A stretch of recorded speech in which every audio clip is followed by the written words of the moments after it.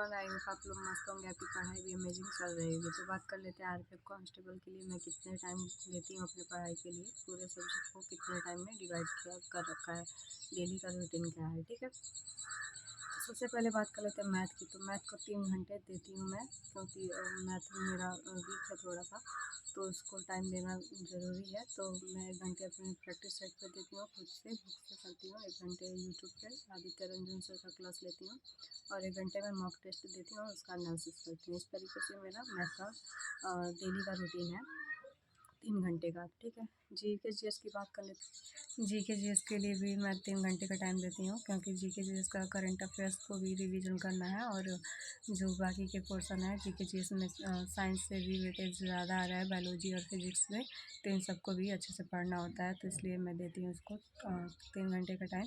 और खान सर का जो पीडीएफ है मेरे पास, मैं उससे रिवीजन करती हूँ, और लूसेंट की जो बुक है उससे 1 लाइनर क्वेश्चन जितने होते हैं उसको अच्छे से देखती हूँ। तो इस तरीके से 3 घंटे का टाइम इसमें भी लग जाता है।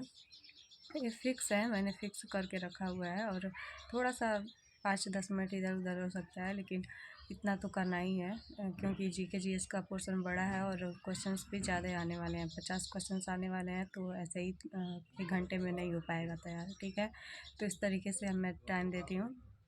और रीजनिंग की बात करें तो रीजनिंग को मैं बस 1 घंटे का टाइम देती हूँ, प्रैक्टिस सेट के माध्यम से बुक से प्रैक्टिस सेट लगा लेती हूँ, और मॉक टेस्ट देती हूँ और उसका एनालिसिस करती हूँ। बस इतना ही करते हैं रीजनिंग के लिए।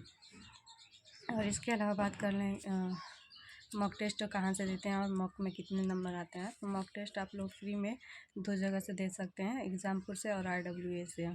तो मैं RWA से देती हूँ फ़िलहाल, क्योंकि अभी इसके ख़त्म नहीं हुए हैं, और ख़त्म हो जाएंगे तो मैं वहाँ से दूँगी। तो उसके बाद से बात कर लेते हैं RWA मॉक टेस्ट देने के क्या फ़ायदे हैं। आप कहीं भी मॉक दे रहे हैं तो उसके क्या फ़ायदे हैं। तो अगर मॉक टेस्ट अगर आप दे रहे हैं तो आपको टाइम मैनेजमेंट का पता चलेगा, और आपका स्पीड बनेगा। ठीक है, और कितने क्वेश्चंस कर पा रहे हैं, कौन से टॉपिक से कितना गलत हो रहा है, ये सब भी पता चल पाता है। तो इसलिए मॉक टेस्ट देना ज़रूरी है। तो आप लोग भी प्लीज़ मॉक टेस्ट अब शुरू कर दीजिए। वीकली दे सकते हैं आप लोग, और वीकली आता है, या फिर जो आपने अभी तक नहीं किया होगा, बचा होगा, तो आप लोग उसे डेली भी कर सकते हो, घंटे का टाइम देकर। तो आप लोग मॉक भी ऐसे दे सकते हैं। मॉक की बात करें तो RPF कांस्टेबल में मेरा कितना मार्क्स बन पाता है, तो जो प्रीवियस ईयर क्वेश्चन पेपर हैं उसको मैं जब सॉल्व करती हूँ तो मेरे उसमें ज़्यादा नंबर आते हैं, 70+ आते हैं, 80 तक पहुँच जाता है।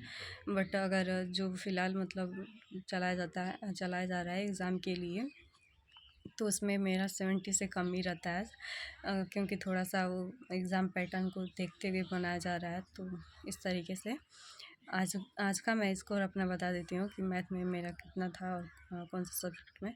तो आज की बात करें तो मॉक में मेरा मैथ में सिर्फ़ और सिर्फ आज 21 क्वेश्चन सही हुआ है और 3 गलत हो गया है। आज का स्कोर बहुत बेकार गया था मेरा।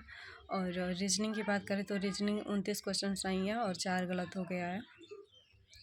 और जीके जीएस की बात करें, जीके जीएस में मेरा 19 क्वेश्चन सही है और 11 गलत है। जीके जीएस सबसे बेकार चल रहा है इस टाइम, क्योंकि जीके जीएस का अच्छे से रिवीजन करना बाकी रह गया है। तो रिवीजन करेंगे अच्छे से, और बाकी कुछ ऐसे क्वेश्चंस होते हैं जो कितना भी पढ़ लो आने वाला नहीं है, इस टाइप के क्वेश्चंस आ जाते हैं। तो उन सबको छोड़ना ही पड़ जाता है, और थोड़ा सा तुक्का ज़्यादा लगा देते हैं, इस वजह से निगेटिव में थोड़ा नंबर और कम हो जाता है।